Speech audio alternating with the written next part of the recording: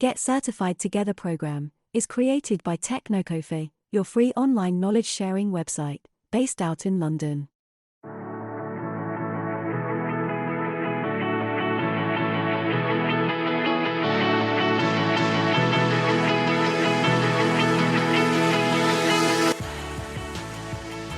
Share data with the other users, they define and structure how we should configure the platform. So in this case, that is object storage, unit storage, synthetic storage, and databases. Now we can do structured storage using databases as well, but what they mention is that users should be able to access their data and share data.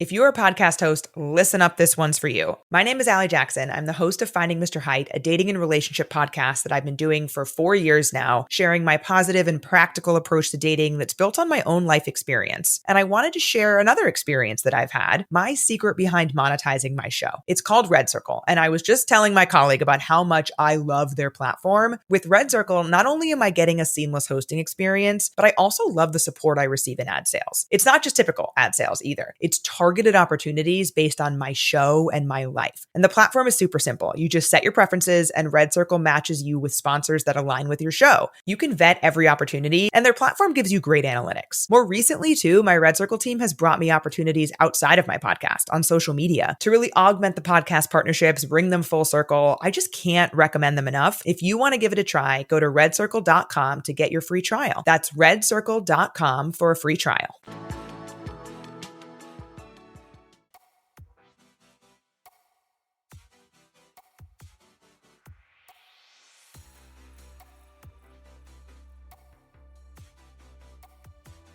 Hey everyone, welcome to another episode of Get Certified Together series. This is episode number 31 I am recording today, and for those of you who can figure out something wrong with my voice, then I am actually recovering from COVID. Surprise, surprise, it's still there. I really thought that it's nowhere in the news, so maybe it's gone, but seems like it's not, and that I'm still recovering from it.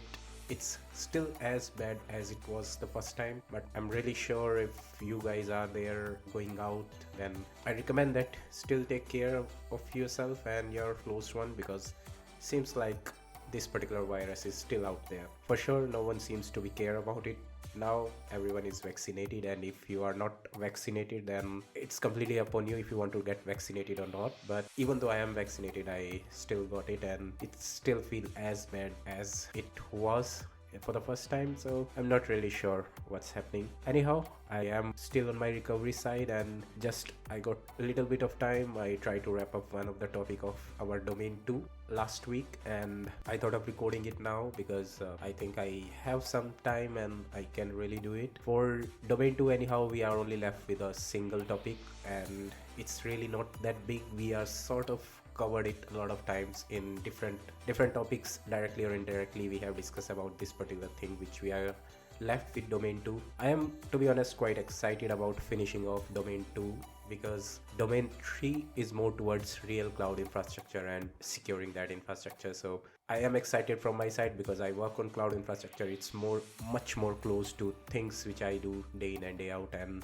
that's why it's really something which I can give something on my own. I can share some ideas, share some information from my side. So of course it's exciting for me to read about it and to share the knowledge with you. Data lifecycle or data security was something which I was not that aware before. Of course, now we have covered a lot of things related to data security in domain 2. Then we know that it's really one of the critical component of whole cloud security or information security. I am more aware about data security and how we can make sure that there is a secure data lifecycle being followed in any organization. I'm sure you guys must having a better idea about cloud data security as well. So let's wrap it up. Let's wrap the last topic today. Before that, I want to thank you all, because last week I reached 20,000 subscribers on my current podcast hosting platform. I was having 10k already before I moved to the new platform, so in a way it's 30,000 now, but I only started tracking it once I moved to the new platform, so I'm still on 20k there. 20k is not that big amount if you think about like those million of views which happen on TikTok or YouTube. You can find a lot of channels with million and million of views. I'm still small in compared to that in number, but yeah, something to feel happy about. Even those out of those 20,000 listens or 20,000 episode downloads, even a single person comes up and say that they learned something new, he or she learned something new from my episode or from my learning, then I'm sure it all pay off. So I'm not into numbers. I know that I'm not really putting in a lot of efforts. I'm not having a studio, or I'm not having a kind of like those infrastructure which are required to make sure that you are having a good episode recording. So I really don't expect that my podcast should be popular. Only thing I rely on the content, because cloud security and cloud infra is something which is quite a hot topic, and I'm into learning phase, and we all want to learn about it, we all want to know about it. For sure, if you are into cloud infrastructure already, then cloud security is something you need to look upon. If you are into development, if you are a DevOps engineer, then again it's relevant for you guys as well, directly or indirectly. Somewhere down the line, questions might come up related to infrastructure security, or how you can secure your platform, the tools which you are using, how you are making sure that code you are writing is secure, it's not having any kind of vulnerabilities, it's not having any kind of source which is vulnerable. Because these days, more and more open source codes which we are writing, we are using a lot of packages from internet, we are using a lot of packages from a number of sources, so that supply chain need to be secure as well, the kind of code which you are using. So security, indirectly or directly, is coming these days in every aspect of our technical life, or our engineer life. And I'm sure that's the only pitch I have for my podcast, because I am learning about security, and I really hope that whoever listen to this also can get some idea about it. I don't expect you to be expert after listening to my podcast, because I myself is not. I can be very open about it. What I do have is something that I'm learning these things, and what I'm really doing with this podcast is learning something myself and sharing it right away. So it's kind of like a revision for me as well. It's kind of like a knowledge sharing for other guys as well. That's the whole idea, and somehow it lead to 20,000 downloads, which is, I'm not sure if it's really incredible, but it's not that bad, to be honest. Anyways, quickly we can move into today's topic. Like I said, I am not in situation of talking about a lot of things. I started reading domain 3 topics last week, and I could have added that as part of today's episode as well, but I thought of doing something different this time. Remember, I told you in one of the episodes that CCSP Cybex document is available on ISC Square website, and anyone can go and download that document, and that document have some practice questions as well. So what I thought doing today is we quickly wrap up domain 2, then we try to cover some questions from that free practice questions PDF document, and it's kind of will be helping us in revising those topics, those things. So what I'll be doing is I'll be reading the questions in front of you, and we'll try to answer it right away. Let's see how much I learn. You can maybe think over and try to answer it as well on the go, and then we'll try to see. I think there are answers on the last page of that document as well. So we'll try to see how much we got right, and if more and more we got wrong, then of course we need to work on our skills again. Maybe not only you guys, for me as well. Alright, let's quickly start our today's episode. First of all, of course, with a advertisement break, and after advertisement break, I'll be sharing with you what we have covered till now in domain 2. Alright, see you after the break. Alright, thanks for coming back. For a quick recap of the things which we have covered in domain 2, we have covered secure data lifecycle, creation of data, storing it, archiving it, using it, and then removing it or properly deleting it from your system. That's the stages of secure data lifecycle. We also covered something related to PII, personal identifiable information, the secure information. We also read about different type of techniques which can be used for securing the data: encryption, masking, tokenization. We also read about data loss prevention system, DLP system, which are in place, which any organization can buy from a third party provider. They can introduce their own solution as well to make sure that data which is supposed to be confined in a particular place is always there, it's not leaked outside. We heard about different type of DLP solutions as well. We also read about data retention policies, how frequently we should be deleting the data, for how long we should be keeping it, archiving it. We need to make sure that there is an agreement between the end data users as well as the person who is kind of like data administrator, to make sure that data is only available till a particular set of time, particular period of time, and then remove it as cleanly as possible so that it cannot be retrieved further. So we heard about that data retention policies, different way of archiving it, different way of deleting the information. And of course, we read about different type of data storage techniques. So if you recall, block storage and object storage, ephemeral storage, and unstructured and structured data in case of platform as a service. All these things we have covered as part of topic 1 of domain 2, which is different type of storage available onto the cloud-based system or cloud-based deployments. We have covered all of these things. Moving on to the last topic of domain 2, which is event management, or kind of like a log analysis. So what's really happening in case of event management, or kind of like logging into different type of events which are happening into your system, how it is actually related to the data lifecycle or data security? Well, of course, if you're making sure that your data is always secure, if you're making sure that data in and out is controlled, only relevant persons are allowed to access a particular set of information, only particular set of users or particular set of administrators are allowed to tweak any policy or delete some information, you are defining all of these things onto your storage system so that you can kind of have a look and kind of have a control onto what can or cannot happen onto your data storage. These things need to be recorded, right? If something goes wrong, then how we can make sure, or how we can do some like post incident analysis if you don't have a record of who is doing any kind of changes, who is accessing a particular set of data when at particular timestamp. All these things are part of logs, and we have to make sure that we are monitoring those logs, we are monitoring that data in and out, we are monitoring those access information irrespective of the kind of end data system we are using. So even if we are using like infrastructure as a service, if we are deploying a virtual machine based deployment onto the cloud, if you are using a platform as a service, so we are using a kind of like a pre-created service from the cloud which we are using it as like a front-end interface, or even if we are using a software as a service offering from the cloud service provider, irrespective of everything, the kind of solution which we are using, we need to make sure that all our logs are captured. Whoever is doing any kind of activity onto that data system should be monitored, and we should be able to see what is happening anytime, any period of time. And all of them are covered as part of event management system, or we discuss about SIM solution as well. So we can integrate this all our end system to a SIM solution where all the events or all the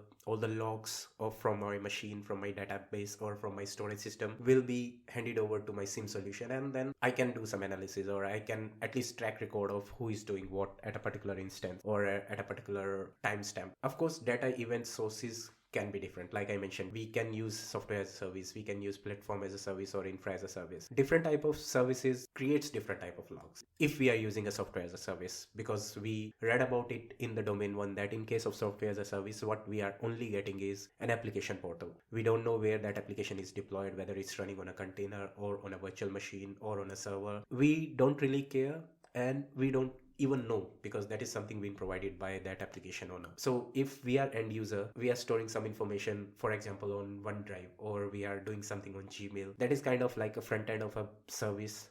In backend, it might be creating its own log. We cannot get what is happening on that virtual machine. We cannot get that kind of information, that detailed granular logs. We cannot get it. What we can get it like access logs. Who is accessing that application at what time? Of course, we can demand that from the application owner. In case of software as a service, it's less granular. It's more kind of like a generic logs. Who is logging into a system and doing what? For platform as a service, we can get kind of like a database level logs as well. If we are running some kind of database onto my platform as a service, we can get that level of information as well. Again, we cannot get what our virtual machine level information, because we are not owning that virtual machine, because platform as a service is something which is pre-configured by the CSP. We are kind of admin of that application, that platform as a service, but we don't own that virtual machine on top of that. So we cannot again get the virtual machine instance log. So again, we can go a bit more granular, but we cannot go all the way to the bottom. For infra as a service, we can get hell lot of information. We can even deploy our own kind of like SIEM solution. We install our own agents on those machines and expect any kind of information which we want. We can get information related to who is accessing that virtual machine. We can get even information related to who is accessing application which is running on that virtual machine. So we can get different level of information. We can create this kind of hierarchy, like this particular component is doing what, who is trying to access this particular component. All in all, everything is changed as we move on to different kind of services. And of course, for a proper data security or a secure data solution, these event sources need to be considered. We have to make sure that we are covering different kind of scenario if we want to implement kind of like a SIM solution for monitoring the events happening to our data. Of course, there are a lot of uses as well. Why we really want to cover this information, why we want to capture everything. We need it for auditing. It's required for contract as well. All this information which we are securing, which we are logging in as part of data monitoring or data event management system, can be used in different ways and can be required in different ways. Another very important thing is chain of custody, which makes sure that we can easily control who is owning what. We can clearly come up, and if something goes wrong with a particular information, if something goes wrong with a particular data, we can clearly identify who is the owner of that information and who should be responsible for if something goes wrong with that. So everything is interconnected. If we are monitoring everything, if we are taking a good record, if we are capturing everything as part of like event management system, we can then use that event management logs, those event sources in different ways. We can use it for auditing purpose. We can use it to make sure that if something goes wrong, we have a proper chain of custody as well. We can use it for non-repudiation if something goes wrong in a particular data, to make sure that whoever did those changes doesn't refuse that he or she didn't do those things. Using those logs, we can use them kind of like a proof in case of our post-incident management analysis. So it's really important, and although this is a short topic, but this somehow wraps up everything what we covered till now. For any kind of solution, any kind of data security techniques which we are deploying, which we are creating as part of Secure Data Lifecycle, everything should be recorded, everything should be captured from the logs itself, so that we can have a better control, we can have better visibility on what is happening at a what particular time period. Alright, this brings us to the end of domain 2. We have covered everything related to data and data security. Let me quickly share a few questions with you guys and let's see if we are able to answer them. Alright, so first question. Which of the following sanitization method is feasible for use in the cloud? Crypto shredding, degaussing, physical destruction, overwriting. If we are talking in terms of cloud, we cannot do physical destruction. We cannot go to the AWS data center. We cannot do overwriting as well because we are not sure where AWS is storing the information, where Azure is keeping our data. We cannot, of course, do degaussing because again, we don't have access of the hard disk or the drives. What we can do is crypto shredding. So answer for this question is crypto shredding. Let's move on to another question. All right, your organization is migrating the production environment to an IaaS cloud implementation. Your users will need to be able to get access to their data, install programs, partition memory space for their own purpose. You should configure the cloud memory as object storage, volume, synthetic, database. Now object storage is simple file level storage. We cannot install anything on object storage. We cannot install anything on database and synthetic as well. So what I really hope for this particular question answer should be volume, because if we mount a volume, we can install anything, we can partition according to our requirement, and we can of course access the data which is stored on that. So for answer for this should be the volume. And something similar related to this as well. In this particular scenario, users will be able to access their data, share data with the other users in a defined and structured way, how you should configure the cloud memory. So in this case can be object storage, volume storage, synthetic storage, or databases. Now we can do structured storage using databases as well, but what they mentioned is that users should be able to access their data and share data with other users as well. So I think it should be object storage, but we will check in the end of the episode. What type of data storage is often used in PaaS arrangement? Ephemeral, database, long-term, nefarious. I think for this we read about databases in case of PaaS arrangement, but again we'll check in the end episode. And let's have the last one for today. Anonymization is the process of removing fill in the blank from dataset. What it removes? Anonymization removes any information which can lead to identifying. So we have something here in one of the option. We are not removing anything related to access. We are not having keys. We are not removing numeric values. What we are removing is any kind of information in that particular set of data which can identify and lead to maybe a PII for a particular user or a particular person. Anonymization, we are removing any sort of identifying information. Alright, let's quickly check the answer. Yeah, seems like all are correct.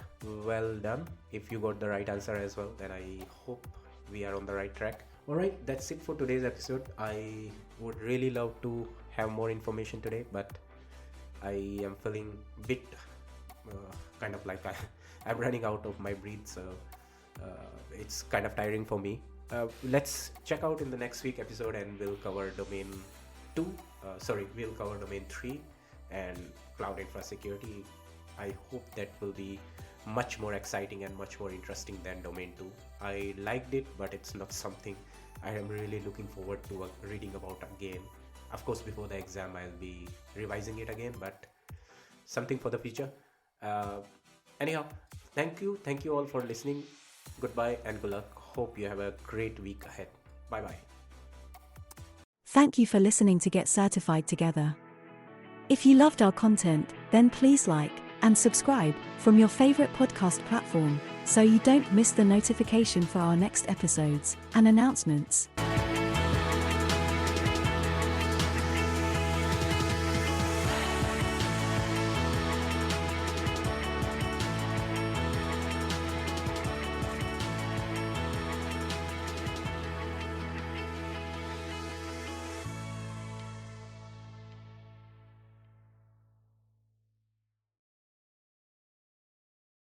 If you're a podcast host, listen up, this one's for you. My name is Allie Jackson. I'm the host of Finding Mr. Height, a dating and relationship podcast that I've been doing for 4 years now, sharing my positive and practical approach to dating that's built on my own life experience. And I wanted to share another experience that I've had, my secret behind monetizing my show. It's called Red Circle, and I was just telling my colleague about how much I love their platform. With Red Circle, not only am I getting a seamless hosting experience, but I also love the support I receive in ad sales. It's not just typical ad sales either. It's targeted opportunities based on my show and my life. And the platform is super simple. You just set your preferences and Red Circle matches you with sponsors that align with your show. You can vet every opportunity and their platform gives you great analytics. More recently too, my Red Circle team has brought me opportunities outside of my podcast on social media to really augment the podcast partnerships, bring them full circle. I just can't recommend them enough. If you want to give it a try, go to redcircle.com to get your free trial. That's redcircle.com for a free trial.